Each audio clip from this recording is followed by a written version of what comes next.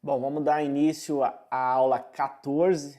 Como eu falei no início, essa é uma continuação da live anterior, onde eu abordo aí o glossário de CRM com os principais termos, siglas que estão aí no entorno de CRM, que muita gente usa, mas que, no entanto, muitas vezes causa mais confusão do que esclarece.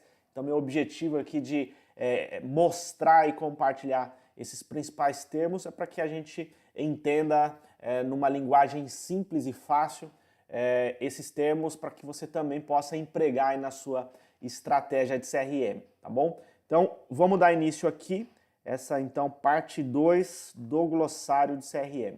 Então, só recapitulando, na parte 1 eu citei vários termos num contexto mais amplo ligado a CRM, e comecei a falar de alguns termos ligados à perspectiva de vendas, né?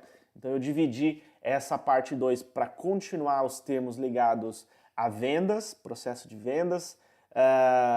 Depois eu vou falar de alguns termos e siglas ligados a marketing e, por fim, alguns termos ligados aí a relacionamento. Então esses são os 3 principais pilares de CRM. E eu dividi dessa forma para facilitar o entendimento, então, para vocês. Antes de eu dar início aqui, só lembrando mais uma vez que é bem importante que você dê o like aqui no vídeo. Então, clica no joinha aí. Isso faz com que o YouTube ele possa entregar esse vídeo para mais gente, ele possa compartilhar para mais pessoas que, assim como você, estão muitas vezes buscando mais conhecimento a respeito de CRM. Isso vai me ajudar demais, então não deixa de curtir aqui. Se você também, você que está chegando agora, não está inscrito ainda no meu canal aqui no YouTube, toda quinta-feira eu faço essas aulas de CRM, eu transmito aqui ao vivo. Então se inscreve aí também aqui no YouTube, no meu canal, porque aí o YouTube vai te notificar assim que tiver sido agendada uma nova aula, você já vai saber o tema aí em primeira mão, tá bom? Tá certo? Vamos lá? Então, eu quero seguir aqui para a gente discutir sobre os próximos termos utilizados e lembrando aí que agora eu vou dar sequência nos termos ligados aí a vendas. Então vamos entender aí o primeiro tema, ou termo, na verdade, dessa aula de hoje, que é o ciclo de vendas. O que é o tal ciclo de vendas? Quando a gente está olhando numa perspectiva de vendas, quando a gente vai fazer vendas, a gente pode fazer ou tem operações que conduzem vendas de uma maneira super rápida, ou seja, desde o momento que o cliente, sei lá, entra em contato até o fechamento, ele pode fechar isso muito rápido, pode ser às vezes até no mesmo telefonema ou naquela primeira visita que ele está fazendo. Isso a gente chama de uma venda mais transacional. Então, porque basicamente eu estou fazendo uma transação aí na relação de vendas, ou pode ser uma venda mais que leve mais tempo, ou seja, que eu preciso cumprir várias etapas, falar com várias pessoas, principalmente em vendas B2B, é muito comum esse ciclo de vendas ou essas vendas consultivas com ciclo de vendas mais longo. Então, o que é o ciclo aí? Então, o ciclo ele vai medir o tempo médio aí de fechamento de vendas, desde das fases mais iniciais, quando o cliente está entrando em contato, até propriamente o fechamento. Então isso a gente entende como ciclo de vendas. Então esse é um termo que é utilizado e ao mesmo tempo, pessoal, ele é um indicador, ele é uma métrica que você pode ter no CRM, no seu CRM, por exemplo, para indicar quanto tempo em média ou o seu time leva para concluir um negócio. Isso é importante porque você consegue, a partir desse entendimento de qual que é o prazo médio de vendas, projetar, planejar melhor. Então esse é o conceito aí do que é o ciclo de vendas, tá bom? Então vamos para o próximo termo aqui. Processo de vendas.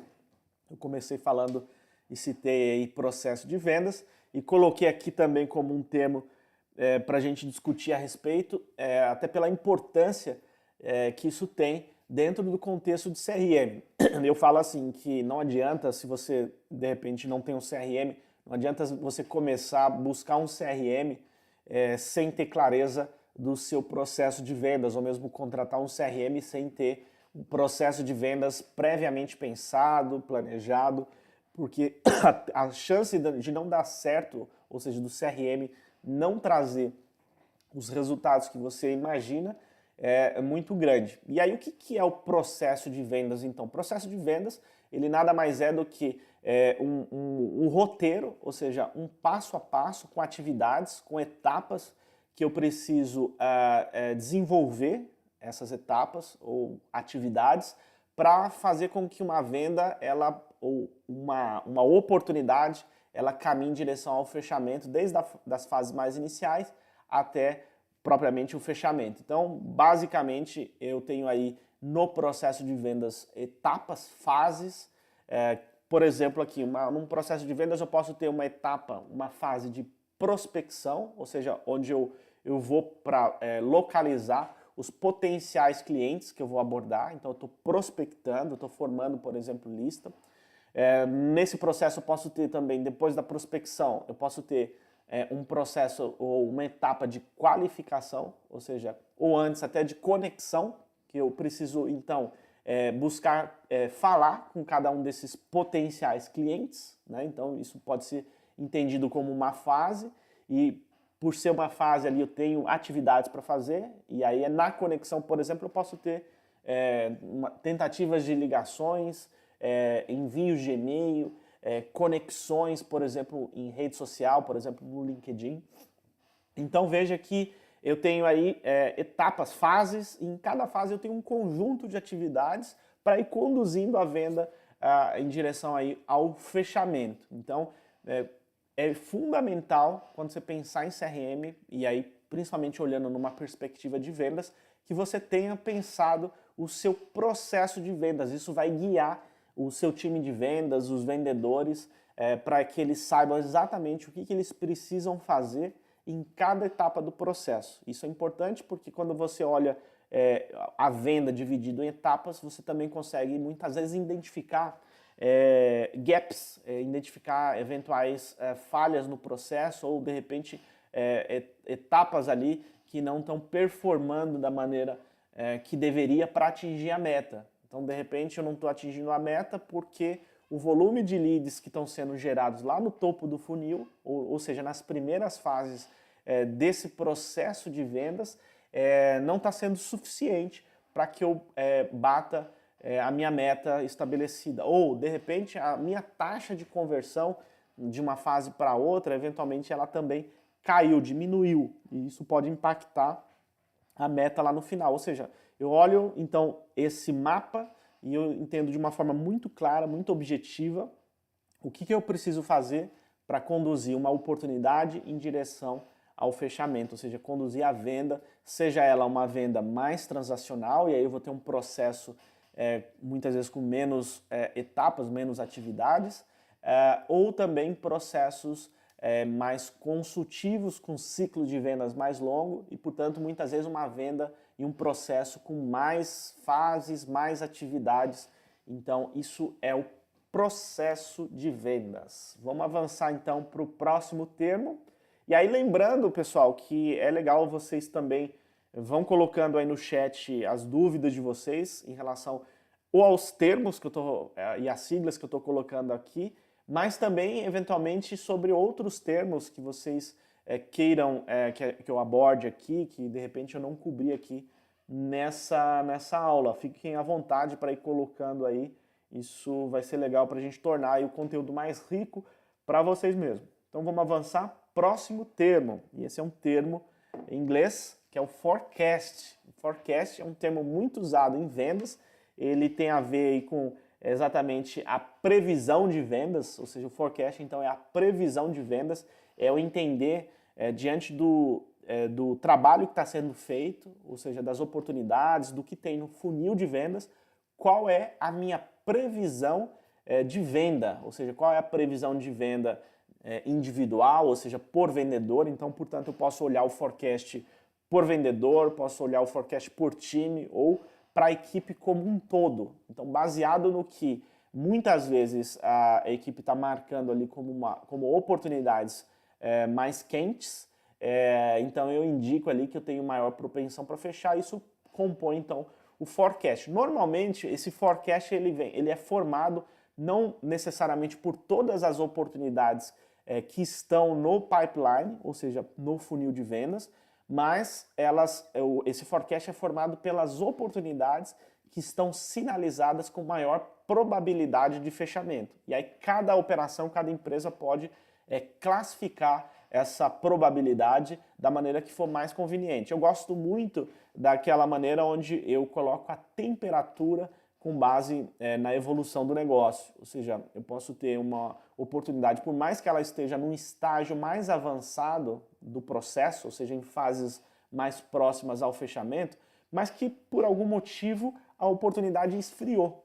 Isso é comum acontecer em vendas, né? Ela começou super quente, mas de repente o cliente despriorizou o projeto, ele despriorizou aquela compra, e aí, por mais que ele já esteja lá numa etapa lá de negociação, pode ser que por algum motivo tenha esfriado. E aí não é prudente eu considerar essas oportunidades frias no forecast, porque o papel do forecast é justamente ele dar essa previsão para que eu possa tomar melhores decisões em qualquer área da empresa. Muitas vezes o forecast ele compõe não só uma análise ali na área de vendas, mas o forecast ele muitas vezes ele é compartilhado com a área financeira, até para que entenda ali qual é a previsão de entrada de recursos financeiros mesmo, tá?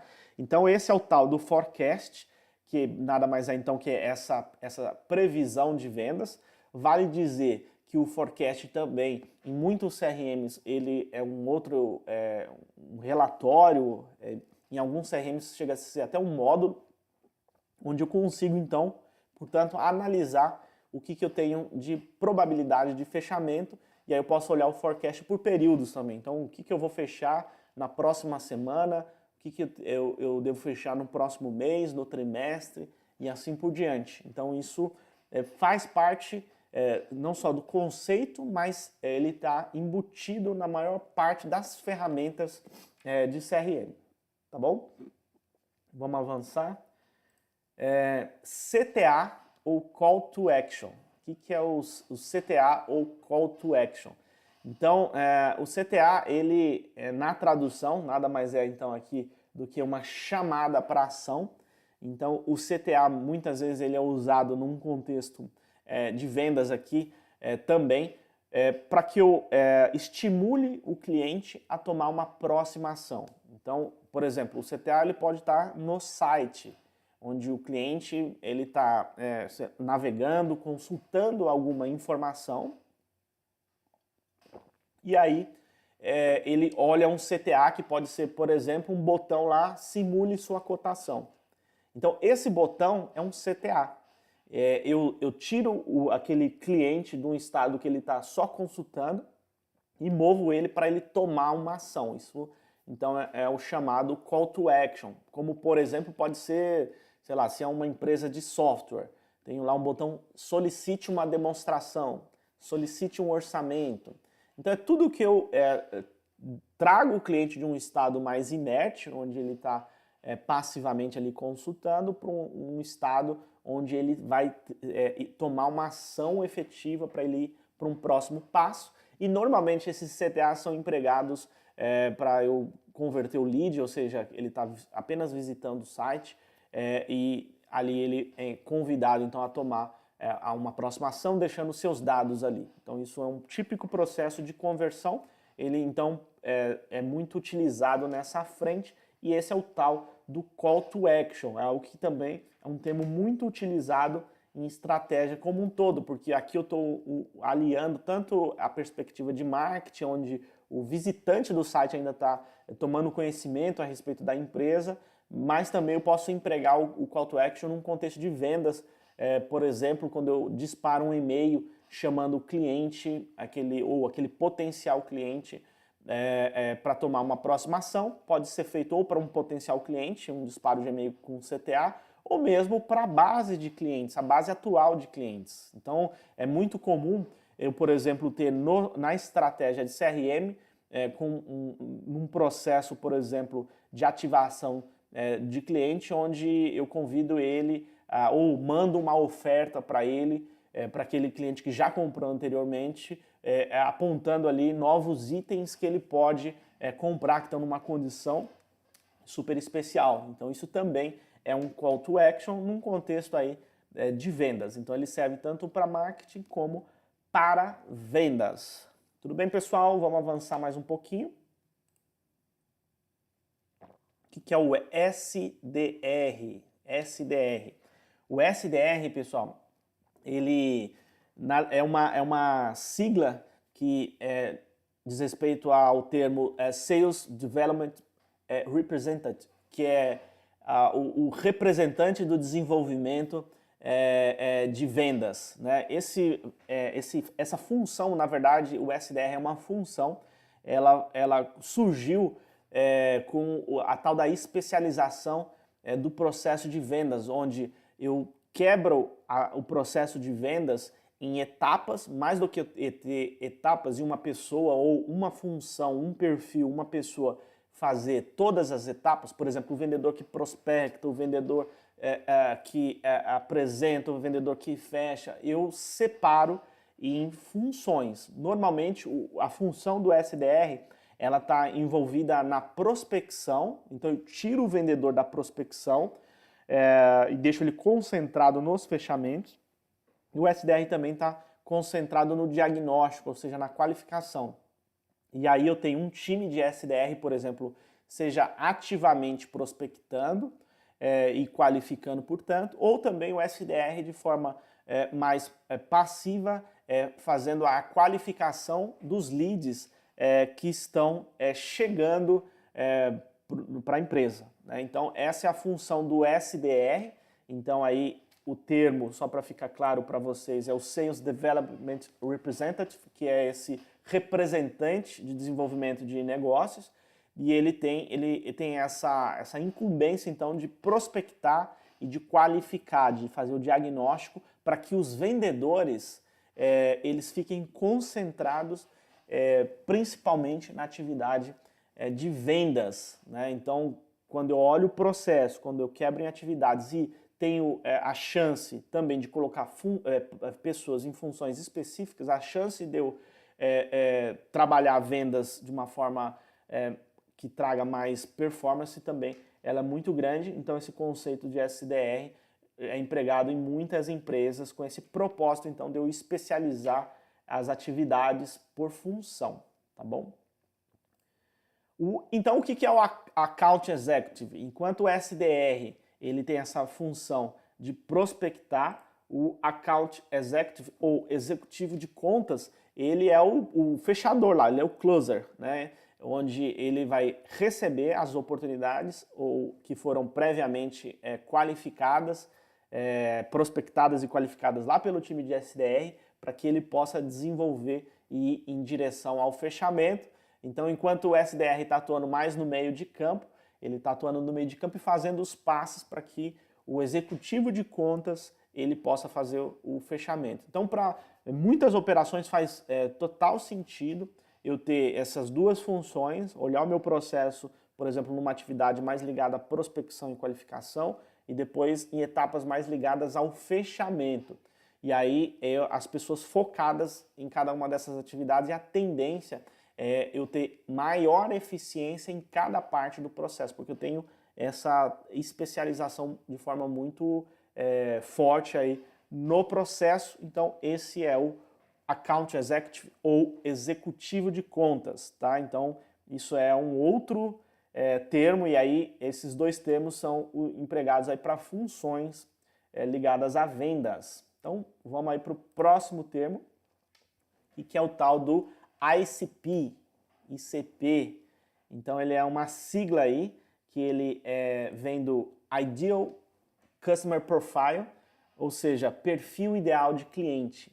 Então, quando eu estou, por exemplo, numa atividade de prospecção, essa atividade de prospecção, ela só vai gerar os melhores resultados, só vai, ou seja, trazer leads, oportunidades realmente que façam todo sentido para a empresa, se essa prospecção ela tiver como base o tal do ICP, que é eu ter clareza primeiro de quem é o cliente que eu vou prospectar. Sabe aquela coisa de, eu vou vender ou eu posso vender para todo mundo? Quando você se posiciona dessa maneira, a chance de você, primeiro, não ter previsibilidade, você não conquistar, ou seja, a sua oferta não conquistar mais clientes, ela é muito grande, porque você está tirando para todo lado. Enquanto que se você foca num perfil ideal de cliente, a chance de você ter uma comunicação que vai soar melhor para quem está ouvindo a sua mensagem, ela é muito grande. E como que você define o seu ICP, ou seja, o seu perfil ideal de cliente? Você vai olhar basicamente a sua base histórica, entender ali quais foram os clientes que muitas vezes deixaram maiores margens, os clientes que deram menos problema, por exemplo, depois de comprar, ou seja, que foram os clientes que demandaram menos depois da sua empresa. Por exemplo, foram os clientes que mais tiveram resultado, isso é bem importante, os clientes que mais tiveram resultados com o seu produto, com o seu serviço. Então esse conjunto de coisas, onde você faz essa análise histórica, vai te indicar, então, qual é o perfil de cliente que você precisa prospectar. Então esse perfil pode indicar cargo, pode indicar segmento de empresa, ou seja, vertical ou verticais, pode indicar faixa de faturamento dessas empresas. Acima de tudo, pode indicar quais são as dores que normalmente esse cliente tem. Então, é um conjunto de coisas que você pensa e estabelece previamente e ele vai guiar de uma forma muito precisa. É como se eu fosse um sniper, desse um tiro muito preciso para atingir ou aquele contato que tem maior probabilidade de, primeiro, de se conectar numa primeira abordagem e, acima de tudo, maior probabilidade de comprar e comprar bem, né? Comprar com melhores margens. Tá? Então, o ICP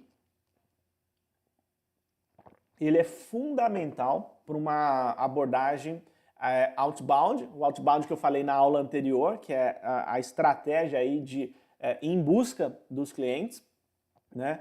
É fundamental. Sem o ICP você não vai conseguir rodar um processo de outbound, ou seja, um processo de prospecção que traga aí os melhores resultados, tá bom? Então esse é o ICP. Legal, vamos avançar mais um pouquinho. Eu não sei se eu coloquei aqui, mas eu acho que vale a pena falar no contexto do ICP também. Se eu tiver colocado mais para frente, não tem problema também, mas para eu não perder e vocês também entenderem um pouquinho das diferenças, eu acho que é importante falar também. Vocês já devem ter escutado falar no termo persona, né? Então, qual que é a diferença do ICP e persona? Né? Eles são, de alguma maneira, semelhantes, mas a persona é um papel mais fictício, ou seja, eu olho também esse perfil de cliente que tem maior propensão a comprar, mas estabeleço uma figura fictícia, então eu dou nome mesmo para essa persona. Então, por exemplo, minha persona é o senhor João, ele é um gerente de vendas, um diretor comercial, ele tem 25 anos, ou 30 anos, né? Ele gosta de jogar bola, ele também gosta de cozinhar, ou seja, eu vou colocando alguns atributos também nessa figura fictícia e ela serve principalmente aí para inspirar, por exemplo, os conteúdos que vão ser trabalhados, por exemplo, no marketing, para uma estratégia, por exemplo, de inbound e para toda a comunicação que a empresa vai criar. Então, enquanto no ICP ele é um guia para orientar a prospecção, A persona é uma figura fictícia para inspirar o trabalho muito de comunicação, relacionamento com a base. Tá? Então essa é um pouco das diferenças. Eu não tenho certeza se está mais para frente, mas se tiver também não tem problema. Bom, o que é o KPI, KPI? Então esse é um termo também muito utilizado, faz parte de praticamente todos os CRMs. Então o KPI é o Key Performance Indicator, que é o indicador-chave de performance. Então, basicamente, ele traz aí alguns medidores, ou seja, algumas informações de bate-pronto para que você saiba o que está acontecendo. E aqui, como a gente está falando numa perspectiva de vendas, você pode ter KPIs próprios para vendas. Então, por exemplo, o que é um KPI para venda? Taxa de conversão. Taxa de conversão é um KPI importante de vendas, né? Qual outro KPI de vendas? Por exemplo, ciclo de vendas, ciclo médio de vendas, pode ser um outro KPI. Qual outro KPI que eu posso ter em vendas? Número de leads gerados, e aí eu posso olhar isso por período. Leads gerados no dia, leads gerados na semana, no mês e assim por diante. Então, o KPI, eles são alguns medidores que eu tenho disponível para que eu possa entender se eu estou caminhando, ou seja, se a minha operação está caminhando em relação ao objetivo, ao que foi traçado como meta. Então, o KPI é fundamental porque caso você não tenha ou não monitore esses indicadores, a chance de você estar navegando à deriva, por exemplo, ou dirigindo de olhos ou vendados, né, é muito grande, porque você não sabe se, por mais que você esteja fazendo venda, se essas vendas são suficientes para você, por exemplo, atingir meta. Ou, muitas vezes, até perceber alguns gaps no próprio processo de vendas. Então, é fundamental ter KPIs. Inclusive, eu em uma aula, eu não lembro o número da aula, mas eu falei exatamente desses indicadores vitais. Citei lá vários indicadores. Depois, se vocês quiserem, eu mando aqui ou compartilho com vocês qual que é a aula. Como que normalmente eu faço isso? Aqui, ó, no meu, aqui na tela tem o meu Instagram. Então, tudo que eu falar aqui, que eventualmente eu não tiver a oportunidade de responder ou que você teve dúvida depois, você pode me mandar um direct lá no meu Instagram. Então, se você não me segue, já me acompanha lá. E você me manda uma mensagem por lá, eu vou ter o maior prazer aí em mandar essas informações, tá bom? E só lembrando, para quem chegou depois, se você ainda não curtiu o vídeo, não deixa de deixar sua curtida aqui. Isso é importante, vai me ajudar demais e vai fazer com que o YouTube compartilhe esse conteúdo com cada vez mais gente, tá bom? Então não deixa de curtir aí o vídeo. Se você também ainda não está inscrito no meu canal aqui, se inscreve porque sempre você vai receber notificação de todos os vídeos novos que eu for colocando aqui. Que inclusive hoje boa parte do conteúdo são essas aulas semanais, né? Então são essas lives, mas eu vou passar também a compartilhar outros vídeos mais curtos também. Eu também faço várias entrevistas com especialistas, grandes profissionais aí ligados a CRM, marketing, vendas, relacionamento, e também vou colocar trechos dessas entrevistas, já tem algumas aí, mas vou passar a fazer isso com mais frequência, então é legal. Se você quiser receber essas notificações, essa é uma forma, é uma maneira então do YouTube te lembrar. Então vamos avançar. Aqui então, esse é o KPI. E o que é o dashboard? Então, enquanto que o KPI ele é um medidor, o dashboard ele é um painel. Então ele reúne... Desculpa, eu estou meio gripado. Espero que não seja a tal da Covid, mas estou meio gripado aí. Mas vamos lá.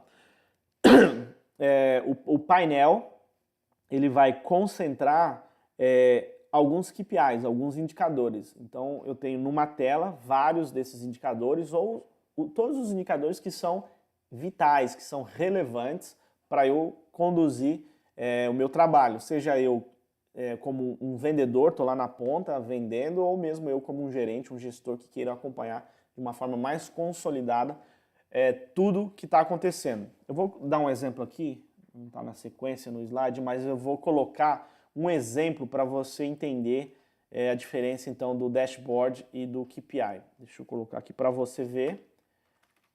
Ó, eu vou colocar a imagem aqui, aí fica mais fácil para você entender. Então vamos lá.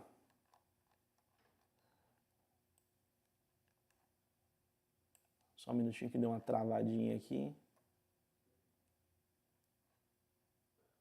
Legal, aqui eu acho que dá para você então entender.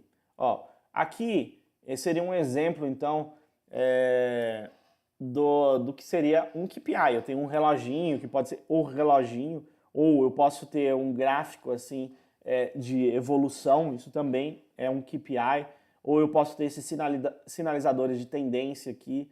E o que é o dashboard? O dashboard é isso, é esse painel que reúne vários desses indicadores. Então, normalmente em CRM eu tenho KPIs e painéis, ou seja, dashboards, que são, como que eu posso dizer, que são apresentados de forma contextualizada, ou seja, cada perfil dentro da empresa ele vai consumir um KPI ou um painel próprio para o seu contexto de trabalho. Então, se é um gestor de vendas, por exemplo, ele vai ter acesso a um painel com os indicadores que fazem sentido para a função dele, né? Enquanto que se é um vendedor, ele vai ver os dados específicos dele, ou seja, o que ele está performando no dia, o que ele precisa fazer ainda no mês para bater meta, ou seja, eu tenho as informações sendo apresentadas, no caso no CRM, de maneira também consolidada. É recomendável, inclusive, que seja dessa maneira. Então, quando você tiver no seu CRM configurando essas informações, pensa em fazer com que você tenha somente os indicadores vitais, ou seja, o que é relevante de fato para cada perfil, para cada perfil de função, de profissional, porque não adianta ele ter 300 reloginhos se ele não vai usar aquilo, muitas vezes pode mais atrapalhar do que ajudar, então deixa 3, 4, 5 KPIs no painel e são os KPIs que vão, de fato, mostrar se ele está caminhando ou não em direção ao resultado aí, tá bom?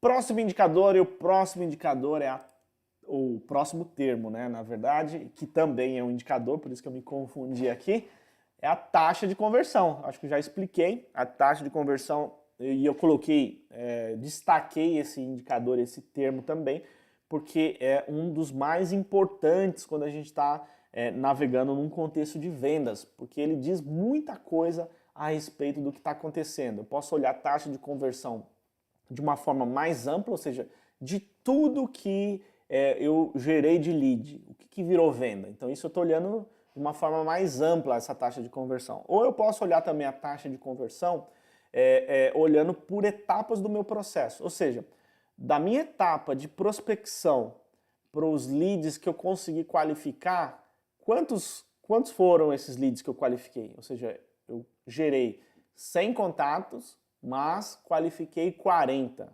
Então, eu tive uma taxa de conversão de uma fase para outra, nesse exemplo aqui, de 40%. Ou seja, de 100 contatos, eu consegui fazer avançar 40 para a próxima etapa do processo. Ou seja, eu posso, e é recomendável que você consiga observar e monitorar essas taxas de conversão de uma fase para outra, porque com isso você consegue muitas vezes identificar gaps em cada uma das etapas, né? Então, se a minha taxa está oscilando, é sinal que de repente pode ter alguma coisa que precisa ser ajustada, né, no processo, tá bom? Então, isso é a taxa de conversão.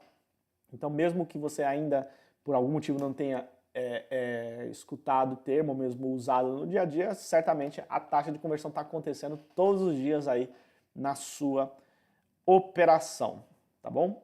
Próximo termo, ainda no contexto de vendas, só um minutinho que deu uma travadinha aqui. Às vezes dá uma travada, mas não se preocupem, tudo vai dar certo. Legal, acho que vocês já estão vendo aí. E é agora o playbook de vendas. Então, o que é o tal do playbook de vendas? O playbook de vendas, ele é um documento, que ele reúne o processo, ou seja, ele documenta o processo de vendas, relacionando toda a jornada, por exemplo, a jornada de compra do cliente. Então, isso fica claro no playbook de vendas, não só as atividades que eu preciso fazer internamente, mas também como é a jornada de compra do meu cliente. Nesse playbook ele também tem claro lá qual que, por exemplo, é o perfil ideal de cliente, quais são as rotinas na área comercial, as funções, os indicadores. Então, por exemplo, esse glossário, que não precisa necessariamente ser exatamente esse, mas você pode ter um glossário para a tua operação, para a sua operação aí, com termos aí ligados, desculpa, não só a vendas, mas informações sobre o cliente, por exemplo, que fazem sentido para que as pessoas elas possam se guiar. Então esse playbook de vendas, ele acelera muitas vezes a própria rampagem, né, que é um termo usado também, que é esse processo de fazer com que um profissional recém-contratado ele já consiga performar. Então isso a gente chama do rampar, fazer rampar. Então isso acelera e é um documento que ele é útil também porque ele alinha conceitos também para as pessoas que estão há mais tempo. Então é super recomendável que você tenha esse documento compartilhado para a equipe, que a equipe possa consultar a qualquer momento, porque é um guia mesmo de referência sobre qualquer dúvida. Então lá pode ter nesse playbook condições comerciais, políticas, por exemplo, de desconto, ou seja, tudo que é relevante para você ter documentado aí no seu processo de vendas aqui. Então esse é o tal do playbook de vendas. E aí com isso eu termino então os termos ligados a esse pilar de vendas ou essa perspectiva de vendas. E agora a gente vai entrar então na perspectiva de marketing, ou seja, quais são os termos, quais são as siglas, muitas vezes, que são utilizadas também num contexto de CRM, mas mais voltados a essa jornada de marketing, tá? Então vamos lá, e eu vou colocar aqui o primeiro termo, que é o e-mail marketing. Então, quando a gente fala de CRM, e um CRM aplicado aí para vendas, um dos principais termos que aparecem aí é o e-mail marketing. Então, o que é o e-mail marketing? Certamente você, em algum momento, se você não usa e-mail, se você não faz ou não usa essa ferramenta no seu processo, certamente você já foi abordado por alguma peça de e-mail marketing, que normalmente pode ser de um e-commerce que te mandou uma oferta, pode ser de uma empresa que você se cadastrou para receber informações de forma periódica. Então, nada mais é de um e-mail que eu envio. Normalmente eu como empresa, eu estou enviando isso de forma massificada, ou seja, eu envio para um volume grande de pessoas. Agora, é importante entender que não é porque eu faço esse envio massificado que eu não precise levar algumas coisas importantes em consideração. Por exemplo, fazer e-mail marketing, muita gente fala, mas e-mail dá resultado? Cara, e-mail é um dos canais, uma das ferramentas que mais trazem ROI, mais trazem resultado. Porque, primeiro, é muito barato você fazer e-mail marketing, você consegue falar sem intermediário. Enquanto que, por exemplo, se você, sei lá, está na rede social e você quer fazer alguma comunicação, você depende de um intermediário. Que é o quê? Que é a própria rede social. É a rede social que vai decidir, por exemplo, para quem vai mandar a sua mensagem. Então não pensa que é porque você tem 10 mil seguidores lá na sua empresa, tem uma fanpage com 10 mil fãs que seguem, que todos os 10 mil fãs vão receber um conteúdo que você postou. Isso é uma doce ilusão. Porque, na verdade, a própria rede social, ela escolhe para um conjunto muito pequeno dos seus seguidores, dos seus fãs, para quem vai entregar a mensagem, até porque essa é uma forma delas poderem monetizar. Então, nesse caso, nesse exemplo, você tem um intermediário aí nessa comunicação que você quer fazer para os seus clientes, para a sua audiência, no caso. Enquanto que no e-mail é um contato direto que você tem sem intermediários, né, de uma forma mais ampla. E agora, outro ponto importante que você precisa considerar na questão de e-mail, que não é porque você faz de forma massificada que você não precise personalizar, tá? Então, para o e-mail marketing funcionar, você precisa fazer com que essa comunicação ela chegue na ponta, ou seja, chegue para o cliente de forma o mais personalizada possível. Vou citar alguns exemplos de personalização que você pode ter. Primeiro, que o conteúdo do e-mail ele atinja ou ele seja um conteúdo de valor para quem está recebendo. Então, por exemplo, se você tem uma base de 100 mil contatos, não significa que os 100 mil contatos têm o mesmo perfil. É muito provável que não. Que são pessoas com perfis diferentes, com necessidades diferentes, com interesses diferentes. E, portanto, a sua comunicação, usando esse canal, né, o e-mail marketing, deve levar em consideração essa segmentação, essa personalização. Então, primeiro, você segmenta para poder personalizar. Inclusive, personalizar é uma das formas que te garante ter mais resultado. Então, primeiro, você tem mais resultado porque você não tem intermediário, mas você tem mais resultado também porque você não manda uma mensagem aleatória para todo mundo. Você vai ter resultado à medida que você entregue um conteúdo que seja de valor, por exemplo, para eu que estou recebendo essa mensagem. Não adianta você pegar mesmo o conteúdo e disparar para todo mundo, porque aí realmente não vai funcionar, tá? Outro ponto importante para que o e-mail marketing te traga resultado. E aí, assim, estou explorando um pouco mais aqui, porque a proposta não é só simplesmente te trazer o termo, mas também trazer alguns conceitos ligados a cada um desses termos, tá? Então, não adianta você, por exemplo, comprar uma lista se a pessoa não tem interesse em ouvir, em receber sua mensagem. Então é muito importante que você tenha na sua base pessoas que te deram previamente uma autorização para que pudesse receber os seus e-mails, ou seja, a sua comunicação. Ainda mais hoje, a gente tem aí a Lei Geral de Proteção aos Dados, aí, a LGPD, que tem uma série de regras sobre o uso indevido, por exemplo, de informação. Então, assim, algo que você não deve nunca fazer sabe, comprar essas listas de pessoas que, primeiro, não tem muitas vezes chance de comprar de você porque elas nem sequer conhecem você. Então, isso é o spam. Então, o e-mail marketing só não vai funcionar quando você tratar o canal como um spammer, aí, tá? Ou seja, fazer envio de mensagem para quem não te deu autorização e também de uma forma descontextualizada, ou seja, que a informação não seja de valor, não seja relevante para ela, tá bom? Beleza, então isso é o tal do e-mail marketing. E o e-mail marketing, ele é usado num contexto de campanhas. Então lembra que eu falei dessa personalização? Então o CRM, o que isso tem a ver, né, com o CRM? Então no CRM, muito CRM, você tem uma área onde você pode gerir as suas campanhas, né? E normalmente criar campanhas usando esse canal que eu falei anteriormente, que é o e-mail marketing. Então, na campanha, por exemplo, é onde você vai estabelecer quem é seu público, você vai, ou seja, definir essa segmentação, você vai criar a sua mensagem, ou seja, o conteúdo do seu e-mail, tratar de forma personalizada, e aí eu estava dando anteriormente o que você pode personalizar. Você pode personalizar o nome da pessoa que vai receber o e-mail, você pode personalizar o nome da empresa, ou seja, qualquer informação que você tenha a respeito da pessoa, que estão disponíveis lá na sua ferramenta de CRM, você pode usar como forma de personalizar o conteúdo da mensagem, para que a mensagem realmente tenha esse elemento aí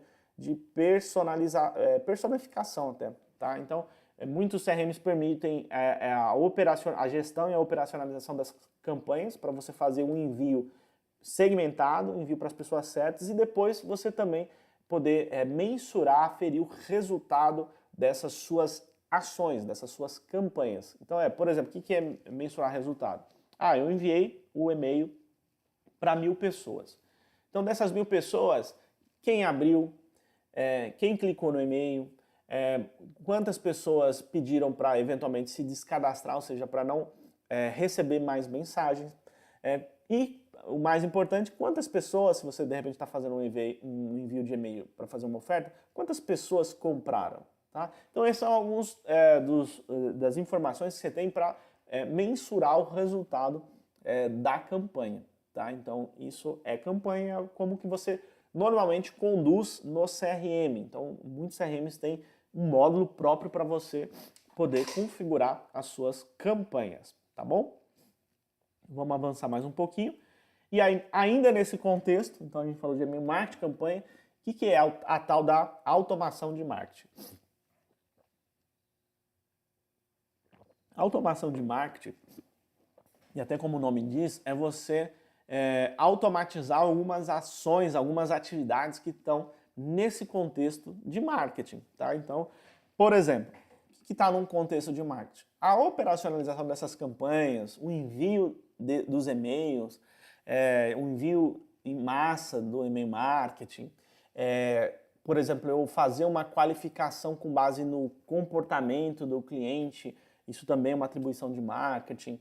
Eu segmentar os clientes é uma atribuição de marketing. Eu, muitas vezes, qualificar e pontuar os clientes é uma atribuição de marketing. Ou seja, todas essas coisas que eu estou citando aqui são atribuições de marketing que você pode automatizar. Ou seja, existem ferramentas que trabalham junto com o CRM, que são ferramentas de automação de marketing. Então, o que a ferramenta de automação de marketing pode, por exemplo, fazer? Monitorar quem está visitando o seu site, não só monitorar, mas muitas vezes apresentar o conteúdo com base no perfil desse visitante, ter aquelas chamadas landing pages, que é aquelas páginas de cadastro, ou seja, de captura de leads, que é a partir de um CTA, lembra o CTA que eu falei atrás? Ele vai para uma landing page desse, ou seja, uma chamada de ação que leva ele para uma landing page, e ali ele é convidado a deixar os dados. E aí esses dados, eles entram, então, nessas ferramentas de automação de marketing que estão conectadas com o CRM.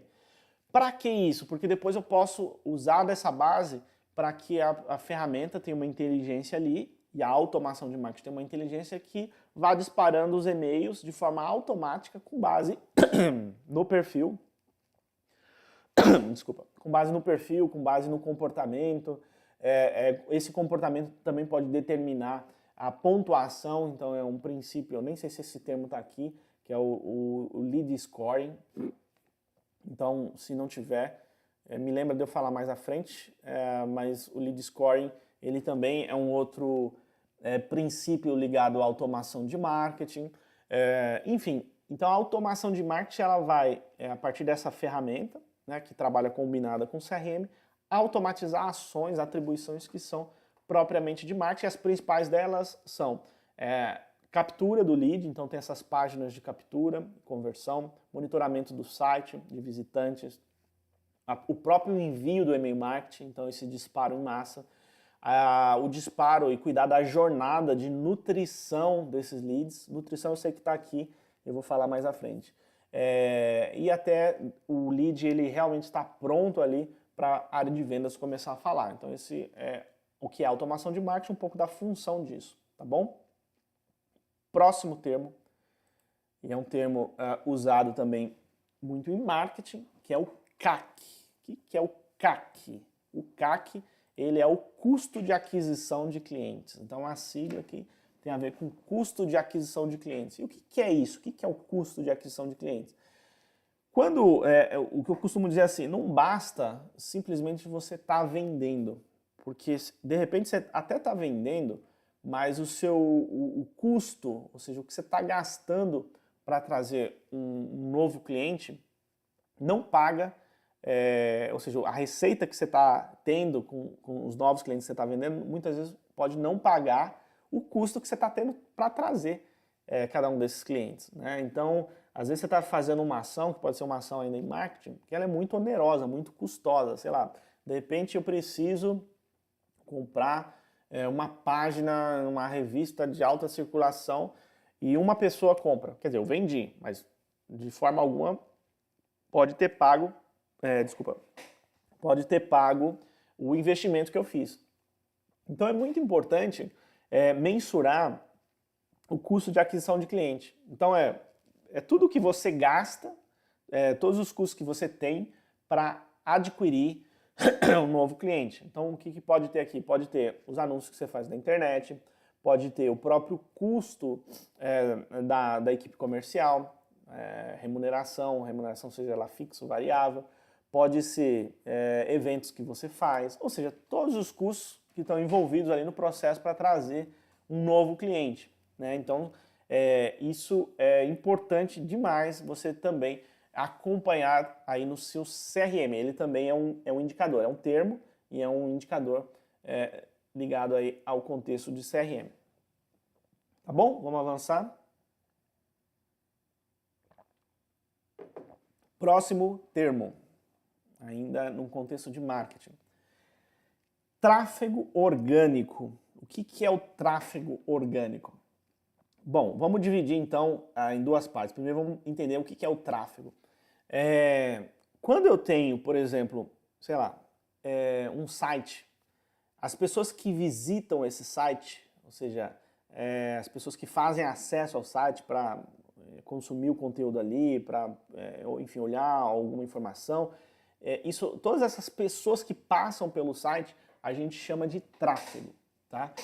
Assim como, por exemplo, estou dando um exemplo aqui do site, mas isso acontece no mundo mais offline. Então, por exemplo, eu tenho uma loja e as pessoas que entram na loja, isso não deixa de ser um tráfego também. Então, é um tráfego de pessoas. Veja, estou falando tráfego e não tráfico. Então, são esse volume de pessoas passando por um local. Então, isso é o tal do tráfego. E por que o orgânico? Então, o tráfego orgânico é todo esse volume de pessoas que passam, por exemplo, pelo meu site e que eu não precisei pagar para que essas pessoas pudessem acessar meu site. O que eu quero dizer com o pagar? Por exemplo, eu posso fazer um anúncio e a partir desse anúncio as pessoas entram no meu site. Só que aí eu precisei pagar pelo anúncio, então deixou de ser orgânico. Então o orgânico é todo o tráfego que acontece e também toda a ação que eu faço onde eu não preciso ter um custo ou um investimento prévio. Tá? Vou dar um exemplo aqui de tráfego orgânico. E eu acho que esse termo está até mais adiante, que é o SEO. O SEO é uma abordagem para você otimizar o site para que os buscadores eles coloquem o seu site nos melhores resultados. E aí, quer dizer, você não precisou gastar num anúncio para que essas pessoas pudessem, ou até para que o buscador pudesse ranquear. Então você não teve um custo direto ali, tá? Então outro exemplo de tráfego orgânico, o próprio e-mail marketing. Você está fazendo um disparo para uma base e esse disparo do e-mail ele pode estimular um tráfego no seu site. Então isso é orgânico também, tá? Então eu tenho várias iniciativas para eu não precisar ter um custo ou ter um investimento, fazer um investimento para ter esse tráfego, tá? Então isso é o tráfego orgânico. Então é todo esse tráfego que acontece onde eu não pago ou não faço esse investimento prévio. E o que é o tráfego pago? Exatamente o contrário disso. Então tudo que acontece, ou todo esse tráfego que acontece, que eu precisei investir. Por exemplo, fiz uma campanha no Google, uma campanha no Facebook, uma campanha no LinkedIn, fiz um anúncio no rádio, enfim, não importa. É tudo que eu paguei, investi previamente para ter esse fluxo de pessoas, seja visitando minha loja, visitando meu site, ou ligando para minha empresa, tudo isso é tráfego, só que aí é um tráfego pago. Observações importantes, o que é melhor, tráfego orgânico ou tráfego pago? Os dois são importantes, tá? Então, um não anula o outro, é importante que você tenha ou trabalhe com os dois, tá? Isso vai acelerar muito os seus resultados, né? Até porque o tráfego pago, você não precisa ter milhões para investir. No passado era assim, né? Para você fazer um anúncio, era muito caro, né? Então a barreira de entrada era muito grande. Hoje, com, sei lá, R$10 por dia, você já está anunciando na internet. E você já pode estar, a partir daí, já começar a ter resultado. Ter um fluxo maior de visitantes no seu site, você ter um tráfego estimulado por essa abordagem, tá? Então, é super importante você começar, se não faz ainda, começar a fazer tráfego pago e também trabalhar com o tráfego orgânico. Vou mostrar mais adiante uma das abordagens que você pode usar para trabalhar com o tráfego orgânico, que é o SEO que eu adiantei. Tudo bem? Vou avançar, a gente está caminhando para a parte final, tem mais alguns minutos. Marketing de conteúdo. O que é o marketing de conteúdo? É o marketing que eu uso, como o nome diz, conteúdo para atrair clientes. Tá? E aí esse é também uma fonte, essa é uma estratégia, é uma abordagem para eu gerar esse tráfego orgânico. Então eu não sei se você já se depararam com isso, você vai pesquisar a respeito de algo no Google, por exemplo, e aí você chega num artigo, numa explicação, num vídeo, com conteúdo que não é necessariamente um conteúdo de venda, um conteúdo que faz com que você amplie seu nível de consciência a respeito daquele problema que você tem. Por exemplo, o exemplo que eu costumo dar sei lá, eu estou procurando, sei lá, cuidar melhor da barba. Eu vou lá pesquisar na internet como cuidar melhor da barba. Ao invés de necessariamente eu ir direto ali para ir num barbeiro, pode me aparecer dicas de como tratar melhor a barba, produtos que eu posso usar, ou seja, veja que não é necessariamente uma oferta direta para eu comprar um produto, para eu ir a um prestador de serviço, é um conteúdo que me ajude, ou seja, um conteúdo de valor, que me ajude a ampliar meu nível de consciência, e o marketing de conteúdo então é usado como uma base ali do inbound, que eu falei lá atrás, e o inbound marketing. O inbound marketing não acontece sem essa base de conteúdos, que é o marketing de conteúdo, tá? Então, isso é o tal do marketing de conteúdo, tá? E o que é nutrição de leads? Tá? Nutrição de leads é um termo que também é bastante utilizado. O que é nutrir um lead? Lembra que eu falei que no marketing ou na automação de marketing, uma das atribuições são o processo aí de captura de leads? Ou seja, você investiu lá no tráfego pago, os visitantes foram para o seu site, ou seja, você teve fluxo no seu site, e parte desses visitantes converteram, preencheram seus dados e viraram leads, portanto. Isso é suficiente? Não. Você precisa nutrir esses leads para que eles vão avançando na jornada de compra. E o que é de fato então essa nutrição? É toda a comunicação, é todo o relacionamento que eu faço com essa base, com esse cadastro, para que ele vá, eu vá então desenvolvendo esse relacionamento com ele. Eu posso fazer isso através do envio de e-mail marketing, eu posso fazer isso através de outros canais também, né? Eu posso usar, por exemplo, posso ter uma base que está inscrita num canal do Telegram, eu posso ter uma base que além de estar cadastrada, ela consome conteúdos no site. Então esse consumo no site de conteúdo, ou seja, fazer conteúdo, também é trabalhar a nutrição, tá, desses leads. Conteúdo em redes sociais. Predominantemente um canal muito importante aí na nutrição de leads é o e-mail. São aqueles e-mails relevantes, segmentados, e que eu gere algum valor para quem está recebendo. Então isso é nutrição, isso vai fazendo com que eu como empresa fique na memória do meu lead, do meu potencial cliente, para que daqui a pouco, quando ele estiver pronto para comprar, ele não vai hesitar em comprar da minha empresa porque eu me relacionei com ele previamente, ou seja, você não compra de quem, ou seja, você tem menor propensão a comprar de quem você não conhece, não é verdade? Então, muitas vezes você busca alguma recomendação ou você busca comprar daquelas pessoas que você já tem algum tipo de relacionamento e por isso você precisa cuidar dessa nutrição de leads. O CRM, as ferramentas de automação de marketing vão te ajudar nisso daí, tá bom? Isso então é nutrição de leads. E o SEO, que eu falei anteriormente, eu já dei um spoiler então aqui, o SEO é uma técnica que tem a ver, então ele é uma sigla, né? Search Engine Optimization, que é basicamente eu trabalhar com a otimização para os motores de busca. O que é motor de busca? É o Google. O Google, o Bing, o Yahoo, essas ferramentas de pesquisa na internet, onde eu coloco um termo e a partir desse termo de pesquisa me aparecem vários resultados. O que o SEO ele faz, ou ele pode fazer pela sua empresa? Ele pode otimizar o seu site num ponto que o buscador ele entende como o conteúdo desse seu site é tão relevante que ele vai te colocar nas primeiras posições. Por exemplo, uma outra empresa que eu sou sócio, a gente tem um produto lá que o termo de busca legado a esse produto faz com que a gente sempre apareça nas primeiras páginas sem precisar pagar pelo anúncio.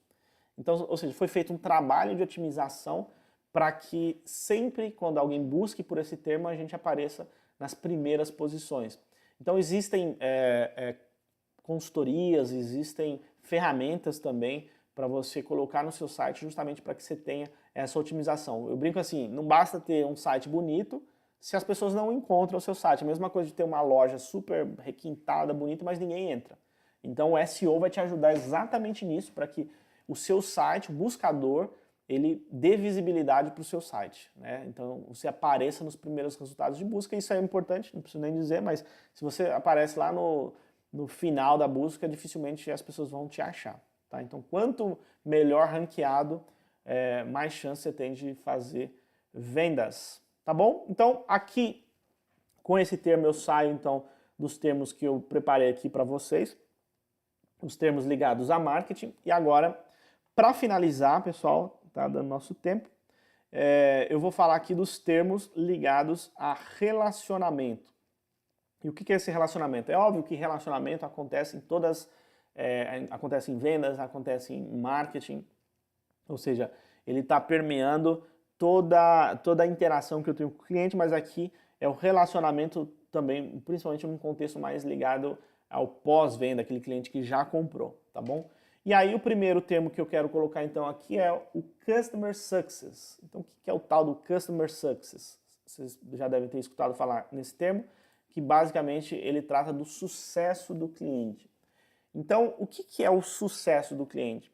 Aqui é uma abordagem um pouco diferente do atendimento, o tradicional saque, né? Enquanto que no saque eu trabalho de uma forma mais reativa, ou seja, atendendo aqueles clientes que acionaram a empresa, eles entraram em contato por telefone, mandaram um e-mail, enfim, não importa o canal. Eles buscaram então o contato com a empresa e aí eu vou fazer o atendimento para esse cliente. Isso é o atendimento mais tradicional. Na abordagem de sucesso do cliente, eu trabalho não só o atendimento, mas trabalho numa abordagem mais proativa. Porque o que é o sucesso do cliente? Quando eu vendo algo, não importa, um produto, um serviço, esse produto ou serviço, ele foi vendido para resolver um problema do cliente, para atender alguma necessidade daquele cliente. Quando esse produto ele resolve o problema, ele atende essa necessidade, isso significa o sucesso. Então, nessa abordagem de sucesso do cliente, eu estou ativamente procurando desenvolver ações para garantir que aquele cliente vá ter sucesso com o meu produto. Essa abordagem é bastante utilizada principalmente num contexto daquelas empresas que trabalham com recorrência, ou seja, que trabalham com serviço de assinatura, o cliente paga mensalidade. Por quê? Se aquele cliente não tiver de forma recorrente tendo resultado com o que ele comprou, ele vai cancelar. Simples assim. Então, por isso que cada vez mais, hoje tem muitas, sei lá, solução em nuvem, empresas que vendem, sei lá, Netflix. Netflix trabalha muito nessa abordagem, não só de sucesso do cliente, mas de experiência do cliente também, eu vou falar à frente, para que o cliente ele permaneça na base, porque senão ele vai cancelar, vai dar o churn, que também é um termo, se não me engano, está mais para frente. Então, isso é o sucesso do cliente. Um outro termo nesse contexto aí de relacionamento é a experiência do cliente. Então, enquanto no sucesso do cliente, veja que essas coisas estão interligadas, tá? Uma coisa não trabalha ou não funciona de forma apartada da outra. Enquanto que no sucesso do cliente eu estou estabelecendo ações ou posso ter interações para garantir que aquele cliente vá consumir, vá usar, além disso ele vai ter resultado. Na experiência do cliente eu estou olhando todas as interações que eu possa vir a ter com esse cliente, com o objetivo pura e simplesmente de garantir uma experiência agradável, uma experiência positiva para o cliente. Até porque, assim, quando a gente fala de experiência do cliente, ou é um termo também associado à experiência do cliente, é o Customer Experience, que é o termo usado lá fora, o cliente ele pode ter experiência boa ou pode ter experiência ruim. Sempre ele vai ter, isso que você precisa entender, sempre ele vai ter uma experiência. Mas quando a gente fala experiência do cliente, a gente visa estimular principalmente essa construção de experiências positivas. Então, é você pensar em toda a jornada de compra, de relacionamento com esse cliente, né, ou desse cliente, e entender o que você pode fazer para diminuir atrito, para você fazer com que ele tenha uma percepção super ultra positiva da sua empresa, da sua marca. Então isso é o Customer Experience ou experiência do cliente, tá bom? Próximo termo é o churn, tá? Então tem a ver com esse contexto que a gente está falando também, que o churn nada mais é do que aquela taxa de cancelamento ou aqueles clientes que deixam de ser clientes. Por exemplo, no exemplo do Netflix, eu posso em um determinado momento me tornar um assinante do Netflix, mas por algum motivo, pode ser de repente eu não estou usando, eu mal assisto os filmes, as séries, então por que eu vou pagar essa mensalidade? Não faz muito sentido, e aí eu posso cancelar. Nesse momento, eu estou dando um churn, ou seja, eu estou fazendo parte de uma estatística para a empresa, que o churn também é um indicador, tá? Então, que basicamente está medindo essas taxas de cancelamento, tá? E aí, por isso que é importante, lembra, trabalhar o sucesso do cliente, a experiência, para garantir que as suas taxas de churn, ou seja, de saída de clientes, elas sejam as mais baixas possíveis, tá? Então, isso é o churn. Próximo e penúltimo termo aqui da nossa aula de hoje, SLA. O que é o tal do SLA? Ele vem de uma sigla em inglês chamada Service Level Agreement. O que é isso? É o acordo de nível de serviço. O que é o SLA aqui no contexto de atendimento, de relacionamento? Quando um cliente, por exemplo, ele solicita uma informação, ele tem um problema e ele entra em contato na área de atendimento, no saque, muitas vezes você pode ter um tempo previamente estabelecido para resolver aquele problema do atendimento. Então é um acordo que o cliente sabe previamente qual que é o tempo máximo que ele vai ter resolvido o problema dele. Então esse é o SLA, então nada mais é que de um acordo entre as partes, muito usado nesse contexto de atendimento, mas eu posso ter a SLA em marketing e vendas também. Ou seja, qual é o acordo entre marketing e vendas? Qual são os termos desse acordo em relação à geração de demanda, em relação ao atendimento de vendas, a qualidade do lead? Então, o SLA é um termo muito usado em CRM e não só num contexto de relacionamento, atendimento aqui, tá bom? Esse é o tal do SLA. E por fim, mas não menos importante, é um outro termo e também é um indicador, é uma técnica que foi criada para medir principalmente a lealdade dos clientes, que é o SLA, SLA falei anteriormente, é o NPS, que é o Net Promoter Score, que é uma metodologia, na verdade, para identificar aí qual que é o nível de satisfação do cliente. Provavelmente, caso você ainda não conheça, você já deve ter respondido aquelas perguntas assim do tipo, de 0 a 10, qual que é a chance de você recomendar a minha empresa para um colega, um amigo? Isso é a chamada da pergunta definitiva, que tem a ver com essa metodologia do NPS, né? E aí você vai dar uma nota, sendo as mais baixas que a probabilidade é bem pequena e as mais altas que a probabilidade é muito grande. Então eu tenho de 0 a 10 para pontuar. E aí, basicamente, o que acontece? Eu tenho as notas de 0 a 6, que são os detratores, ou seja, são aqueles clientes que vão muito provavelmente falar mal, eles estão insatisfeitos e, portanto, eles vão falar mal da sua empresa, eles estão propensos a isso, né? Isso a gente chama dos detratores, então quem dá nota de 0 a 6 nessas pesquisas normalmente estão nessa faixa de detratores.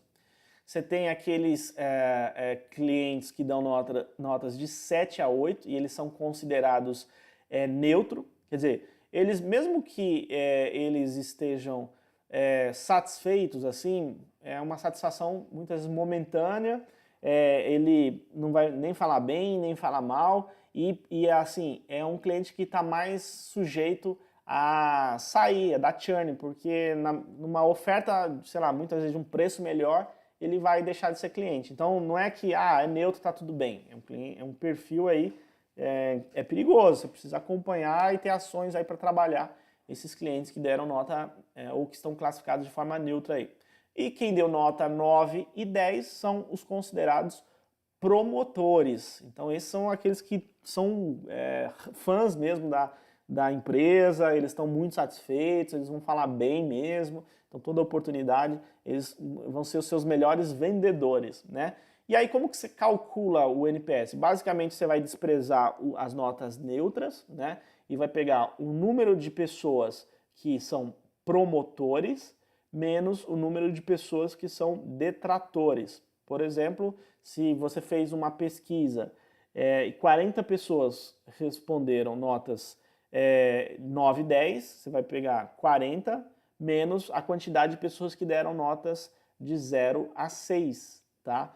Então, vamos imaginar que fosse, sei lá, 10 pessoas responderam de 0 a 6. Então, é 40 menos 10 e o seu NPS, nesse caso, é 30, né?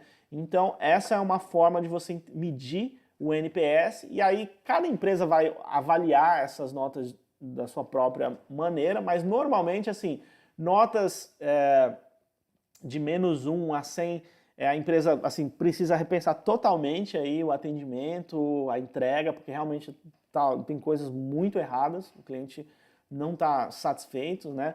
Notas aí de 0 a 49 indica assim, que existem alguns pontos de ineficiência, de ajustes que precisam ser feitos no processo, seja ele o processo de atendimento ou mesmo de entrega, ou até no produto, né? Depende exatamente de como está sendo pontuado. Notas de 50 a 74 pode indicar que a empresa está bem no caminho certo, a empresa tem essa percepção que tem diferencial para o público que atende, mas que não está lá, quer dizer, tem ainda coisas para fazer, apesar da boa imagem e boa reputação. E notas de 75 até 100, tá tudo assim muito bem, quer dizer, sempre tem melhoria, mas indica aí que você tem realmente uma base de fãs mesmo, pessoas leais à sua empresa, à sua marca e que, portanto, vão promover mesmo a sua empresa para outras pessoas, tá bom? Então, com isso, eu finalizo aí a aula de hoje e essa virou até uma série, né? Porque foram 2 episódios ou 2 partes. Então, na semana passada eu fiz a parte 1 e hoje, então, eu concluo a parte 2 do glossário e quero abrir aí, quero ver o que vocês já colocaram de perguntas para a gente poder conversar mais um pouco a respeito antes de fechar aqui a transmissão.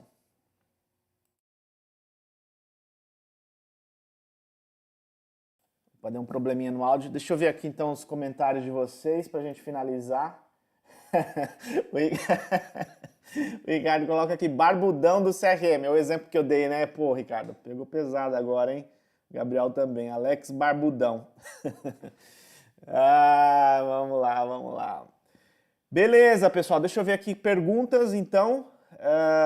O Gabriel também, o João Gabriel coloca aqui, nesse sentido é importante avaliar o CAC associado ao LTV também.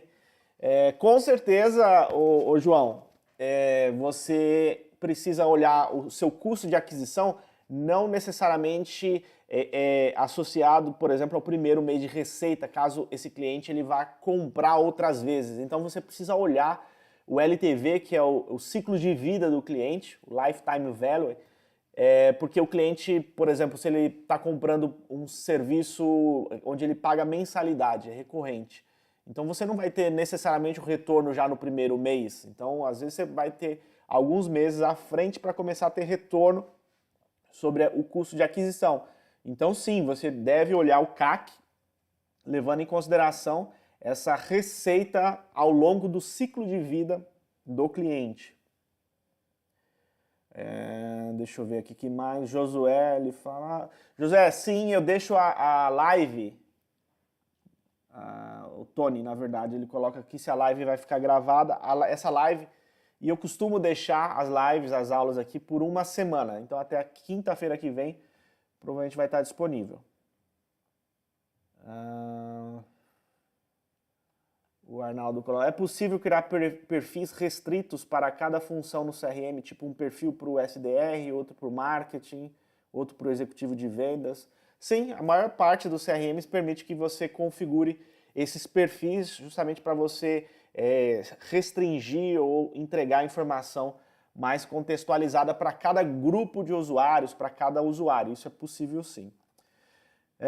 Beleza. Ô, seu Hélio, boa tarde. Legal ter aqui o senhor. O e-book, seu Hélio, hoje ele está disponível numa versão resumida, então para quem não sabe, muitos de vocês que estão aqui, ou alguns de vocês pelo menos, chegaram até essa aula, inclusive a partir desse e-book, que ele compila aí as aulas das últimas... as gravações das últimas aulas, na verdade. Se eu não me engano, lá está até a aula 10, a gente vai até atualizar, incluindo as aulas anteriores. Então, caso você não tenha tido acesso a esse e-book, é só ir lá no meu site, eu vou colocar aqui, alexmariano.com.br, deixa seu e-mail lá, que eu mando esse e-book para você. Pessoal, é isso aí, espero que vocês tenham gostado. Essas duas lives, então, foram um pouco mais densas, porque eu trouxe aqui basicamente um conteúdo bastante conceitual, com esse objetivo de nivelar o entendimento a respeito de CRM. É importante vocês terem clareza, até porque seja conversar com outras empresas, contratar profissionais, essa linguagem que é usada no dia a dia. Então espero que vocês tenham gostado desse conteúdo e também espero ver vocês aí na próxima semana, na próxima quinta-feira, que quinta-feira é o dia de aula, e na próxima quarta-feira tem live com convidado, tá bom? Então essa live com convidado é lá no meu Instagram. É isso aí, um grande abraço para vocês e sucesso, boas vendas!